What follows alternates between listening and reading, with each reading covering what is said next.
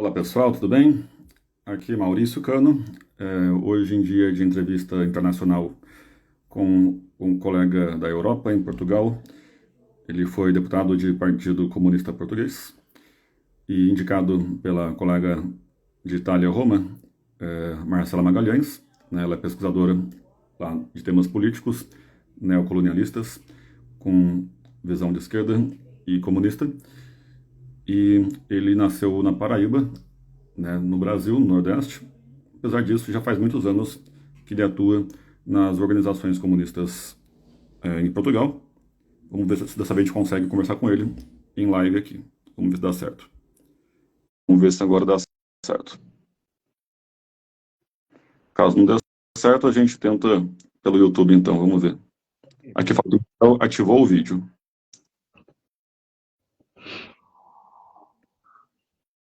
Alô? Alô? Maurício? Opa, Oi. eu estou te ouvindo agora.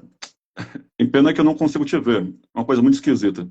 Já é a segunda Consigo. vez que acontece isso, de que eu fiz uma chamada, uma live com um outro entrevistado, mas, enfim, eu não conseguia ver a pessoa.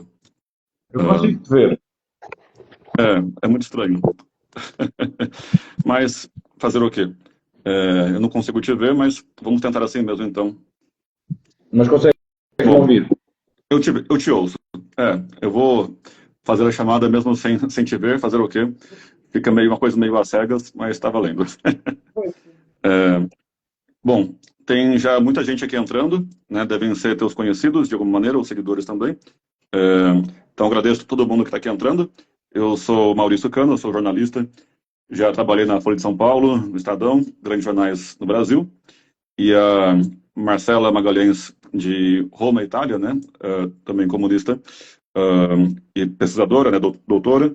Ela indicou o Miguel Thiago e marcamos para hoje uma conversa sobre temas políticos aí, envolvendo, claro, também comunismo, e fico muito honrado e feliz da participação do aceite, né, do Miguel Thiago, que tem experiência aí como deputado em Portugal, ainda que nasceu no Brasil primeiramente, né. Bom, eu deixo aí a palavra para um pouquinho para o senhor também se apresentar um pouco mais e esclarecer um pouco mais sobre a tua trajetória, né, do Brasil para Portugal e a participação política. É, Bem, eu queria, em primeiro lugar, queria-te agradecer pelo convite. É um prazer participar. Esse percurso de Brasil para Portugal não tem muito que contar, né? Basicamente, a minha família foi para o Brasil após o 25 de Abril, os pais da minha mãe, e a minha mãe decidiu ir ter com eles e eu acabei por nascer lá. Mas vim logo para Portugal bebé, não é? Portanto, a minha vida de criança e de adulto foi passada em Portugal. E foi aqui também que me formei politicamente e do ponto de vista também escolar. E o meu percurso político, pronto, foi sempre, felizmente, deste lado, digamos assim, da barricada, não é? Portanto, nunca, pronto, foi um percurso de entrada diretamente na Juventude Comunista Portuguesa, no Partido Comunista Português, e pronto, e fui assumindo cada vez mais tarefas, quer na Juventude Comunista Portuguesa, quer no Partido Comunista Português, e pronto, enfim, diversas tarefas de diversa natureza, com tarefas no plano nacional, no plano internacional, incluindo a que tu referiste, na Assembleia da República, que foi apenas uma das tarefas, eventualmente uma das mais visíveis, mas foi apenas uma das tarefas que tive. Não é? E continuo com tarefas neste momento. Neste momento eu sou da Comissão dos Assuntos Económicos do PCP, enfim, pontualmente vou tendo aqui e ali outras tarefas também, que ainda se me colocam. Perfeito. Bom, é, é muito interessante, né, que exista alguém que conseguiu chegar no teu grau de trabalho aí numa organização política em Portugal, né?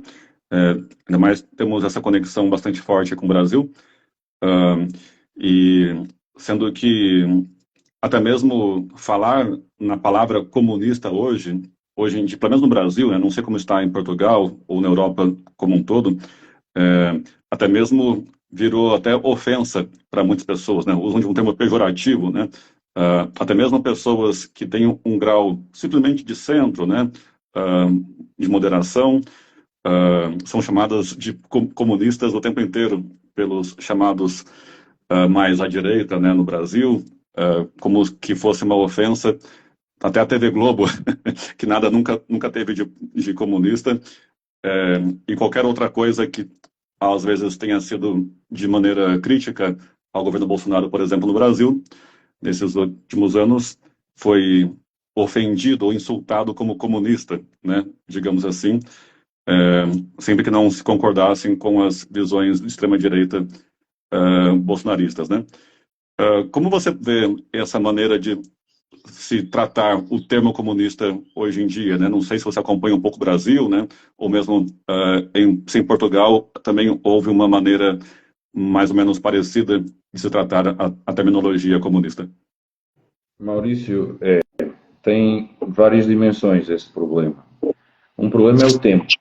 O tempo que nos distancia das maiores experiências socialistas e comunistas, o fim da Grande Guerra e o tempo que nos separa dos momentos em que os comunistas salvaram a humanidade.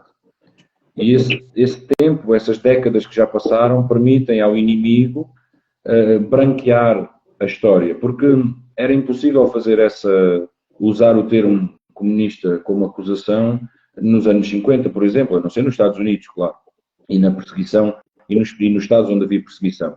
Mas após a Grande Guerra, havia uma clareza de quem travou o fascismo, de quem tinha travado o fascismo. Enfim, o tempo passou e a direita consegue branquear esse papel histórico dos comunistas e tornar o termo comunista quase pejorativo, ou pior, é mesmo pejorativo. Mas tem uma outra dimensão. Portanto, tem esta do tempo, que facilita, né? Quem nasceu agora, um jovem de hoje, não tem presente o papel do Exército Vermelho, não tem presente o papel dos comunistas nas conquistas das democracias, mesmo em algumas democracias ditas ocidentais, como é o caso de Portugal, no combate à ditadura militar no Brasil. Enfim, muita gente que tem hoje 20 ou 30 anos, não é? já não conhece essa história, e essa história é apagada para essas pessoas. E a outra dimensão é esta, que a direita política e a direita social, que tem também partidos que se dizem de esquerda dentro da direita, deslocou todo o debate para a direita. Ou seja, aquilo que podíamos dizer que tínhamos um extremo e outro, todo o debate se deslocou para a direita. Então, hoje em dia basta não ser fascista, já é comunista, porque eles extremaram o debate de tal maneira, extremaram os argumentos. A direita perdeu a vergonha e assume, principalmente desde Trump e Bolsonaro, esses dois exemplos mais dos tempos modernos, de uma direita sem vergonha, de uma direita que diz as coisas, que diz com populismo, mas diz de forma agressiva, usando, claro, a mentira e a demagogia, é óbvio, mas não esconde o seu racismo, não esconde o seu machismo, não esconde o ódio, e usa o termo comunista como a identificar um inimigo. Não é? É como se fosse um inimigo da pátria, um inimigo a abater.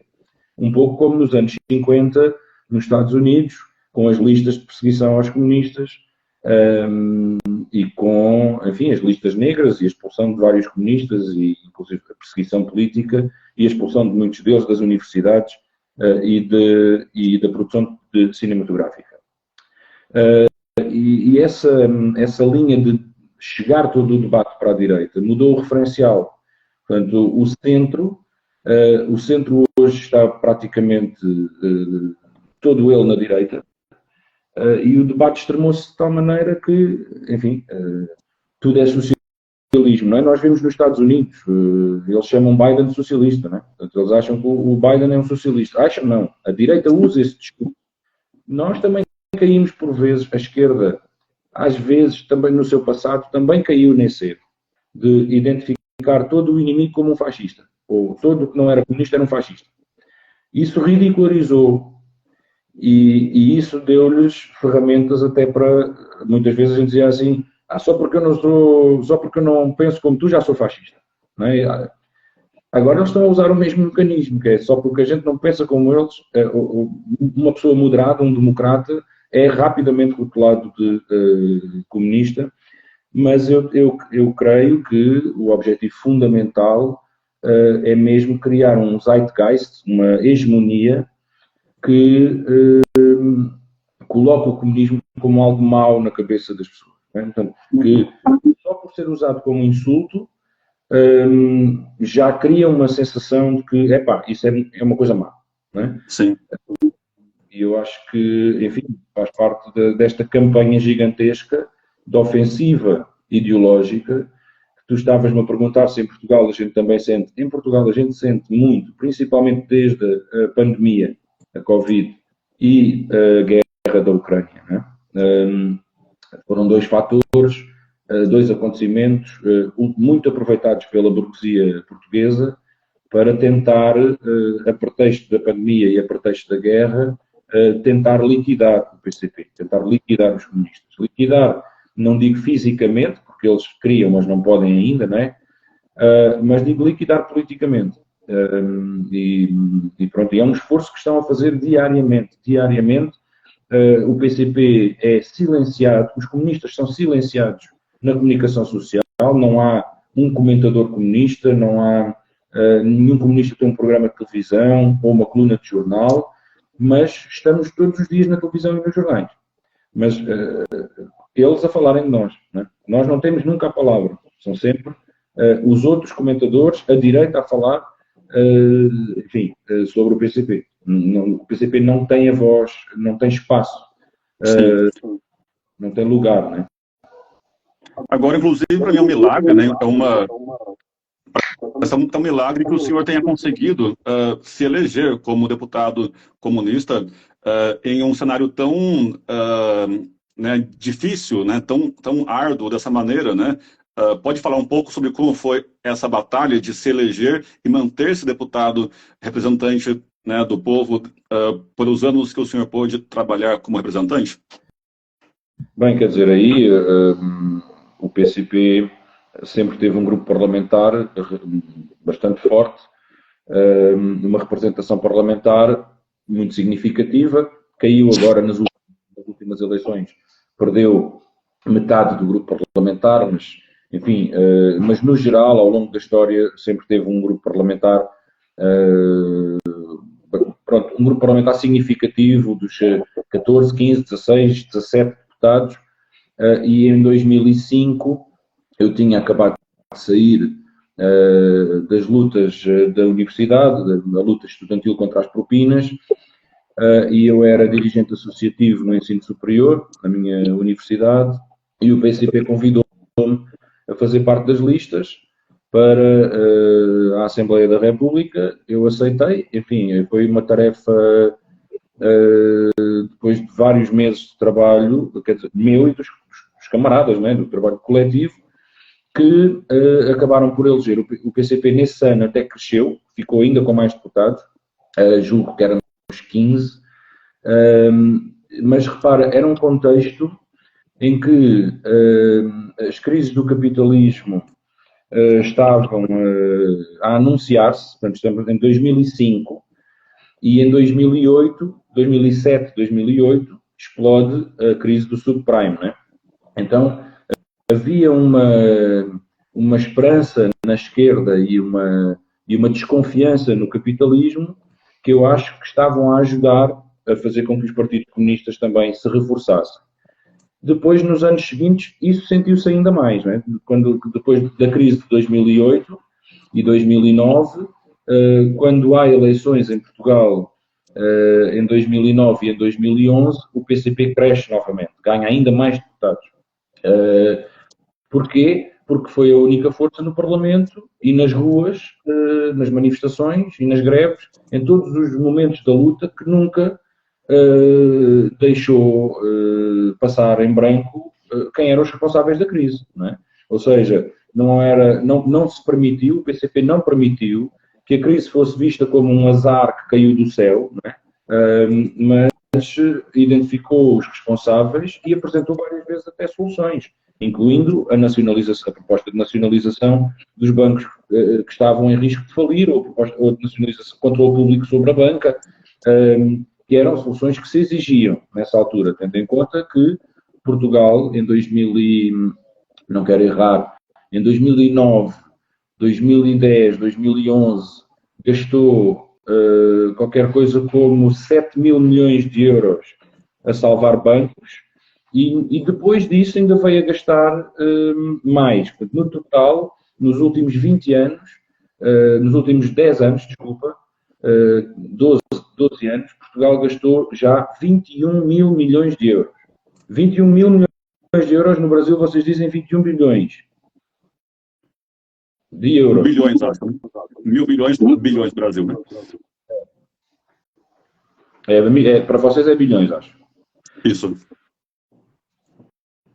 Portanto, realmente, então, ou seja, houve um cenário favorável para pelo menos haver uma furada da bolha com a entrada sua e de outros deputados do PCP em Portugal, pelo menos, né? Ainda que haja tanta dificuldade na mídia em aparecer a voz de vocês, então, né?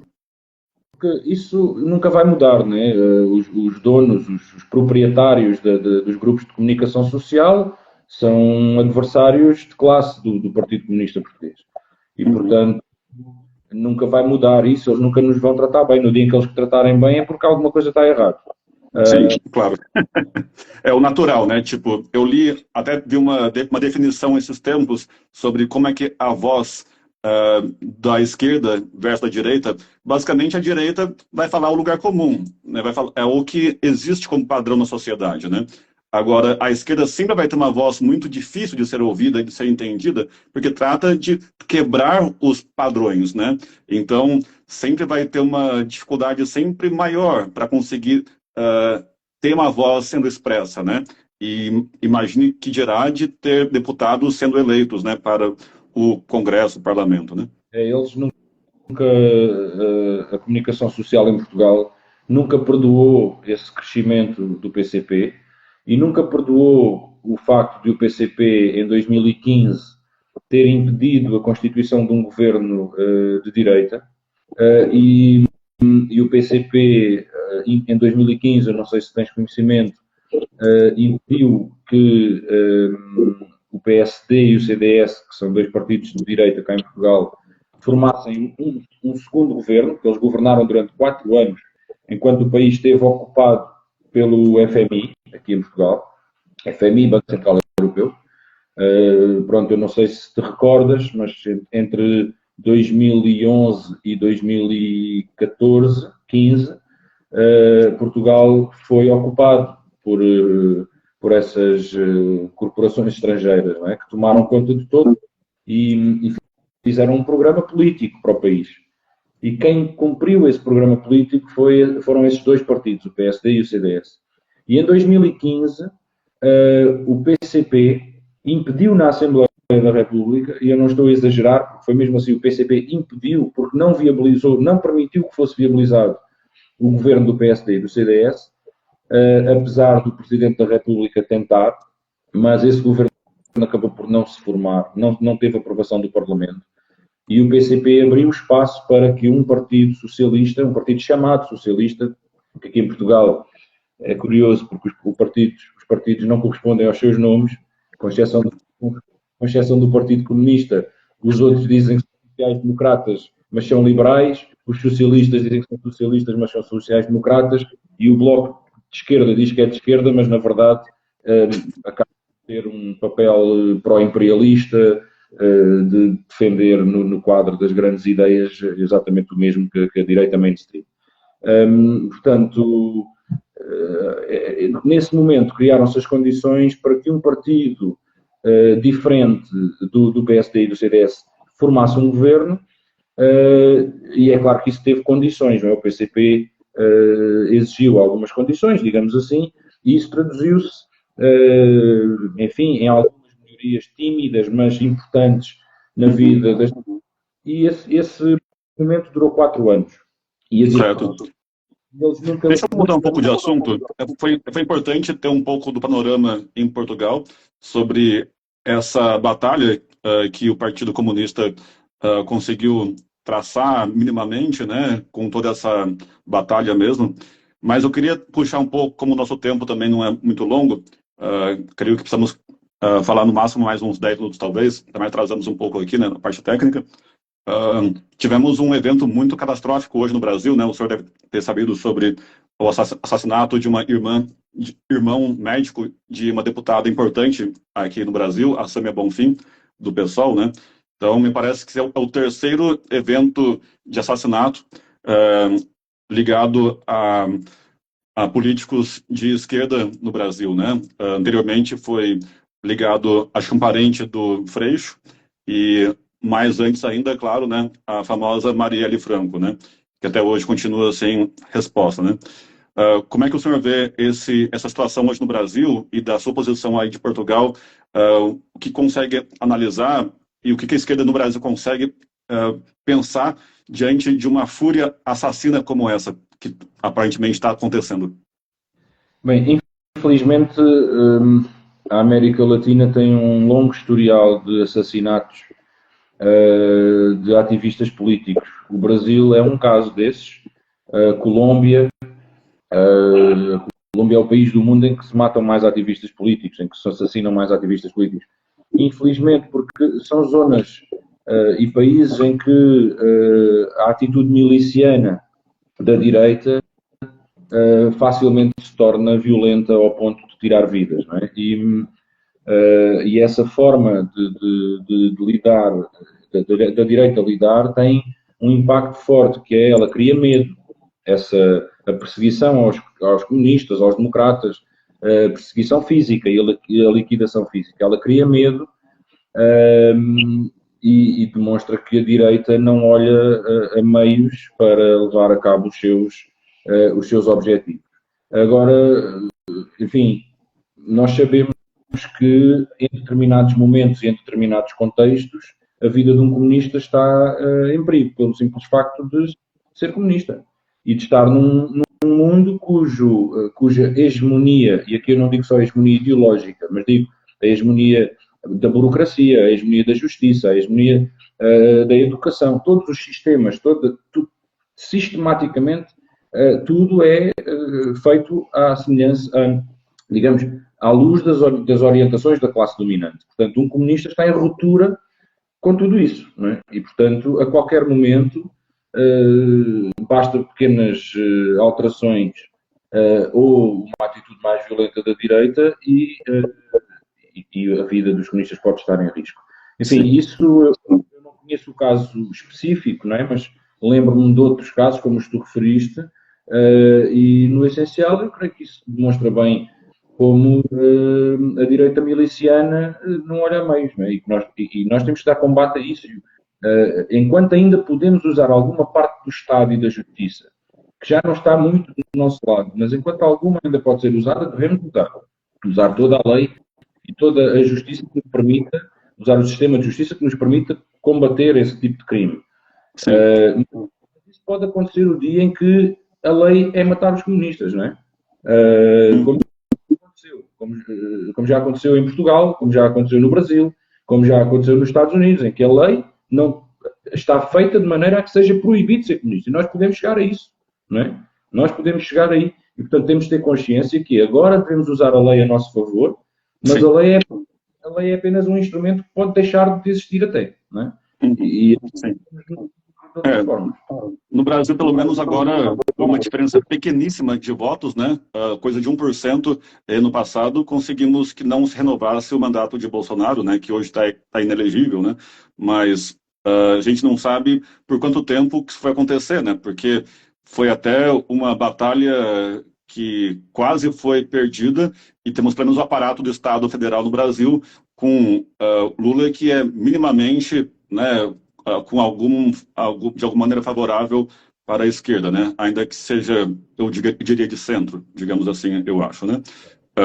Então, é esse suporte do Estado, minimamente, que você pode ter hoje no Brasil com essa sorte, né? Eu não sei como você consegue analisar essa situação no Brasil e na Europa, com essas tendências que talvez esteja uma recuperação no Brasil, mas ainda que muito frágil, né, de uma esquerda moderada, né? Como é que você consegue perceber essa situação? Olha, Maurício, eu acho que é muito preocupante porque está nas mãos de uma esquerda não comunista, como o PT, como o PS aqui em Portugal, combater também essas guinadas de extrema-direita, esses movimentos de extrema-direita. E a melhor forma de combater a extrema-direita é dar as respostas aos problemas que as pessoas precisam. Ou melhor, é dar as respostas que as pessoas precisam aos seus problemas. É elevar salários, garantir qualidade de vida, assegurar habitação, assegurar saúde, assegurar educação.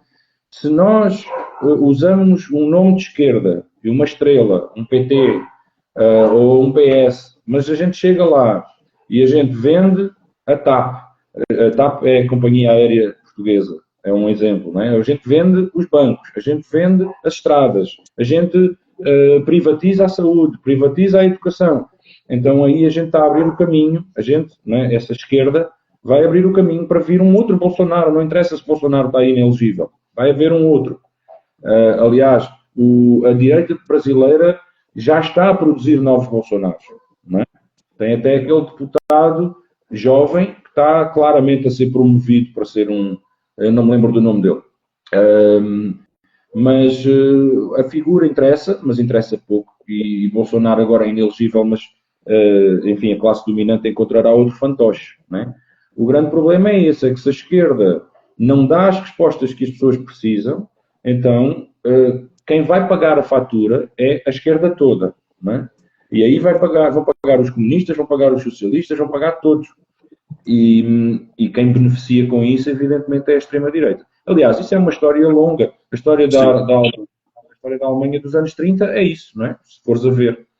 Uhum. Certo. Uma coisa que bem falado essa questão de dar respostas adequadas ao povo, né? O que o povo quer não é bandeiras, né? O povo quer vida, né? O povo quer viver bem, né? Basicamente é isso que todo povo deseja, né?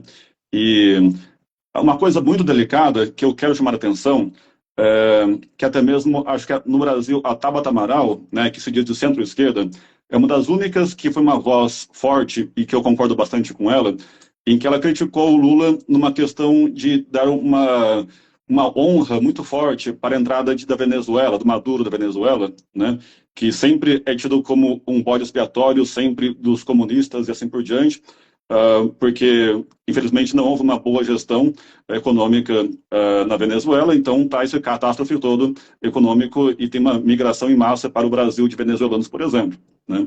E aí sempre é bem comum, né, acontecer, veja só, o comunismo destrói país, né? E no Brasil, a Venezuela é o caso mais típico de se associar a Venezuela e comunismo e catástrofe econômica, né? E aí o Lula hoje está novamente fazendo muitos agrados a Maduro na Venezuela, porém está associado também à ditadura, à perseguição, enfim. Então isso pega muito mal, né? Como você vê essa situação do diálogo bem agradável, bem amigo de Lula com Maduro na Venezuela, sendo que há tantas críticas, tanto econômicas como também de ditadura, censura, etc., na Venezuela? Bem, a Venezuela eventualmente passou por momentos de gestão económica decisões mal tomadas, eventualmente. Mas o grande problema da Venezuela foi ter feito frente ao imperialismo norte-americano e ter levado com um conjunto de sanções económicas, de várias centenas de sanções aplicadas ao Estado venezuelano e aos titulares de cargos públicos da Venezuela. A Venezuela não pode negociar em dólar. Ora, o petróleo, que é o principal recurso da Venezuela, é negociado nas praças internacionais em dólar. Portanto, a Venezuela não pode receber nem pagar em dólar. O que significa que o mercado da Venezuela com qualquer outro país ficou praticamente inexistente, não é? Porque os mercados internacionais funcionam em dólar. O problema é semelhante ao de Cuba. Cuba também está proibida de utilizar o dólar. Aí crias uma situação em que o país não pode comprar nem vender nada. E isso leva qualquer país do mundo a uma situação muito, muito complexa. A Venezuela tinha, ainda por cima, acabado de sair de uma revolução que reconquista o poder venezuelano e o tira das mãos dos americanos. Quer dizer, eu quando estive na Venezuela da última vez, o ministro da Defesa disse-me que quando foi a Revolução Bolivariana, quando houve o golpe de Estado, as altas patentes do exército venezuelano eram americanas. Portanto, aquilo era uma espécie de uma colónia, não é? Em que as altas patentes eram de um exército estrangeiro. Isso estava normalizado. Pronto. É claro que quando eles tomam o poder, os Estados Unidos retaliaram, é? E impediram a Venezuela de seguir o seu caminho. E, portanto, não é o comunismo que falha, digamos assim. Bem, até porque a Venezuela não é comunista, mas não é o socialismo, não é o projeto socialista da Venezuela que está errado. O que está errado é que nenhum país do mundo foi alguma vez deixado livre para prosseguir o seu caminho. A não ser que o seu caminho seja fazer de fantoche dos Estados Unidos. Não é? Não há uma experiência de socialismo que não tenha sofrido sanções, pressão, muitas vezes até a guerra. Não é? Muitas vezes até a guerra. Muitas revoluções foram pura e simplesmente liquidadas pelas bombas americanas. Não é? E temos casos disso que vão desde a Indonésia, em que não foram as bombas, mas foram os fascistas, até ao Afeganistão, América Latina. Ainda há pouco tempo celebrámos se não estou em erro, 50 anos, 50 anos do 11 de setembro da Allende, não é? Portanto, que também foi liquidado. Portanto, as experiências socialistas ou as experiências, digamos, de esquerda, não ocorrem, não lhes é permitido que sejam feitas em liberdade e que os povos possam escolher. Portanto, há sempre grandes limitações. Eu acho que é muito importante que o Lula se relacione com todos os chefes de Estado da América Latina de forma cordial, amistosa e com interesses mútuos, porque o Brasil tem todo o interesse que a Venezuela se desenvolva. Todo o interesse. O Brasil tem todo o interesse em libertar a América Latina das correntes que prendem a América Latina ainda à pobreza e às dificuldades da América Latina. A América Latina é uma pátria enorme, é um continente cheio de força, cheio de vida. Os povos da América Latina, e não estou a falar dos povos originários, estou a falar de todos os povos da América Latina, pertencem a uma pátria gigantesca, que é toda a América. É a América, não é? E infelizmente eles nunca foi permitido a esses povos relacionarem-se de uma forma saudável e cooperativa. Então eu acho que, até independentemente do governo da Venezuela, o Lula tem a obrigação, como maior país da América Latina e um dos maiores países do mundo, eu acho que qualquer chefe de Estado do Brasil tem a obrigação de trabalhar para a integração da América Latina, para uma integração económica e, eventualmente, uma integração política, mas principalmente uma integração económica, em que os países consigam funcionar de forma em cooperação para que todos eles se libertem, porque libertar a Colômbia, libertar a Venezuela, libertar o México da garra que vem de cima da América Latina é absolutamente fundamental. Perfeito, entendi. O José Martí, não, o Bolívar dizia que os Estados Unidos da América foram definidos pela providência para espalhar pragas e mortes pela América Latina. Ele dizia isto, portanto, século XVIII, né?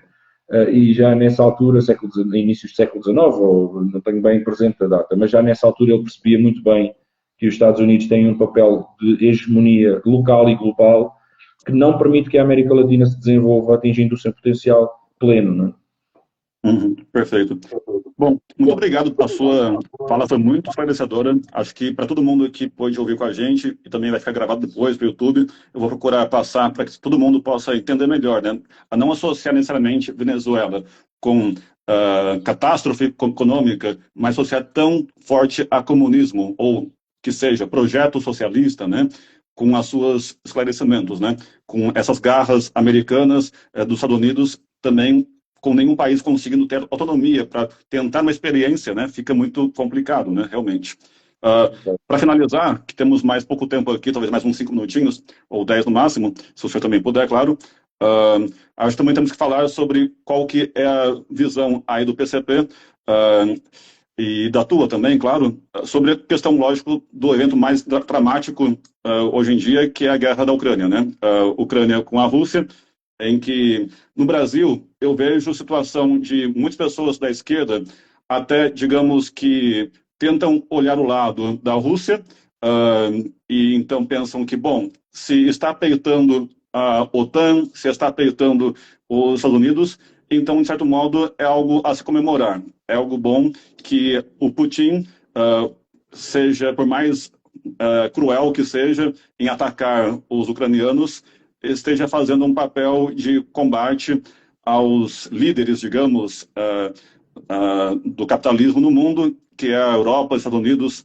E eu fico triste, né, de ouvir algo assim, porque eu também não fico nem um pouco satisfeito de imaginar um país como a Ucrânia, no meio, né, das potências, sendo invadido pela Rússia, seja por qual pretexto for, né? E como seria a visão do senhor e do Partido Comunista de Português sobre esse assunto tão dramático hoje? O PCP, desde 2014, desde que houve o golpe de Estado na Ucrânia, que alerta para a potencialidade de uma guerra civil se poder transformar num conflito armado mais alargado. Isso, infelizmente, foi o que aconteceu. O golpe de Estado de 2014 na Ucrânia criou uma situação de perseguição a três regiões importantes da Ucrânia e uma guerra civil.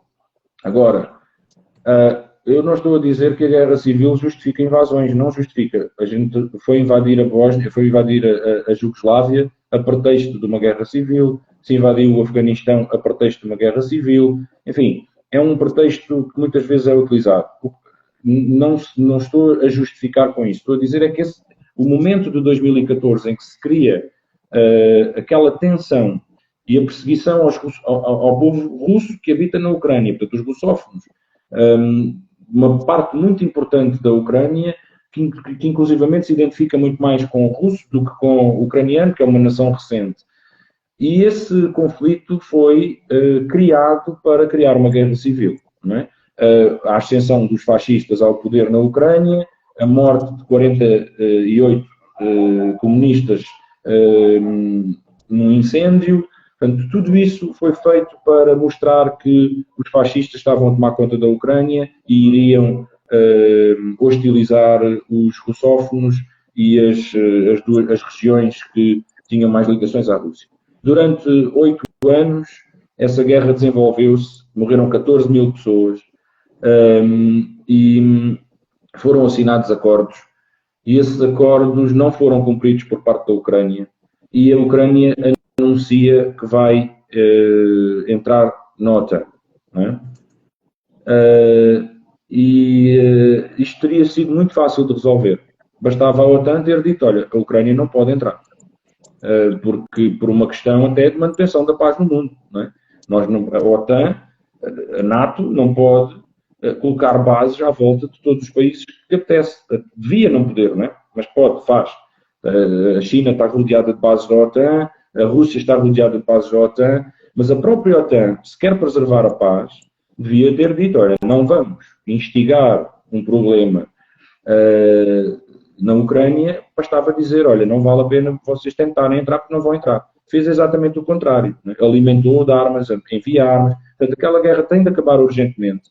Tem de se condenar a opção de Putin ter invadido um país contra todo o direito, contra as regras do direito, contra as regras da decência. E eu costumo dizer, quem faz guerra não quer paz. E o Putin fez a guerra, de facto. Não é? E, portanto, fez a guerra. Não há outra volta a dar. A questão é, como é que nós, comunistas de todo o mundo, terminamos com este, ou ajudamos a terminar com esta guerra? E em todo o mundo, a direita e a esquerda, e muita esquerda, vai dizendo que é preciso mandar armas para a Ucrânia para defender a Ucrânia. E isso é exatamente o contrário do que deve ser feito. O que deve ser feito é desescalar a intensidade do confronto. Devemos contribuir para o diálogo. Eu dou um exemplo. Quando os Estados Unidos invadiram o Iraque, não é? Eu fui contra a invasão do Iraque, mas eu nunca disse que a gente devia mandar armas para o iraquiano se defender. Não é? Quando os Estados Unidos invadiram a Somália, eu também fui contra a invasão da Somália, mas eu não achei que o problema se resolvia dizendo a Portugal para mandar armas para a Somália. Então, neste momento o que os ucranianos precisam é de que haja, de facto, diplomacia a funcionar e não é bombas e comprarem mais armas. E eu acho que estamos todos a prestar um mau serviço à Ucrânia ao alimentar esta ideia de que é preciso vencer Putin. É fácil a gente dizer isso. A gente quer vencer Putin, sim, mas quem está a morrer são os ucranianos. Não é? Quem morre é a nação ucraniana, só é aquele povo que está ali, é que está a ser utilizado nesta guerra sem quartel contra uma ideia qualquer que a gente construiu na cabeça, ou que nos construíram, de que a Rússia é um monstro e o Putin é um monstro. Enfim, e nestas coisas a gente não pode demonizar nem endeusar, né? A gente tem que olhar para os países de acordo com o que eles são. A Rússia é uma potência capitalista, entregue a máfias corruptas desde o fim da experiência socialista. Nessa altura, os Estados Unidos e a União Europeia aplaudiram a queda da União Soviética e deram as boas-vindas da Rússia ao mundo capitalista e sempre se relacionaram muito bem com a Rússia até há bem pouco tempo, e até a Rússia também se está a posicionar como um concorrente no mercado capitalista. Mas desde a invasão da Ucrânia, de repente, parece que a direita não tem nada a ver com o Putin e quase parece que os comunistas é que gostam do Putin. Não é? Aqueles que andaram toda a vida a acarinhar Yeltsin e Putin, agora sacodem a água do capote e curiosamente dizem que os comunistas é que têm proximidade com Putin. Isso é um delírio, é delirante, mas tem feito o seu caminho. Isso tem criado muitas dificuldades aos comunistas para lutar, porque em muitos casos as pessoas absorvem essa mensagem que vem pela comunicação social e acham que pronto, nós somos inimigos dos povos da Europa e que somos traidores e que somos alinhados com Putin. É quase como se fôssemos agentes estrangeiros, não é? Isso cria um clima cria muitas dificuldades à luta e isso é objetivamente o que eles querem, não é? Impedir a capacidade que eles têm de organizar. Temos que encerrar agora a nossa conversa, mas eu fico super grato pelos seus esclarecimentos. A análise que o senhor fez foi muito lógica, foi muito bem embasada e claro que são assuntos muito extensos e complexos para trabalhar em tão pouco tempo, né? Mas acredito que foi uma contribuição gigantesca que o senhor prestou aqui no meu canal.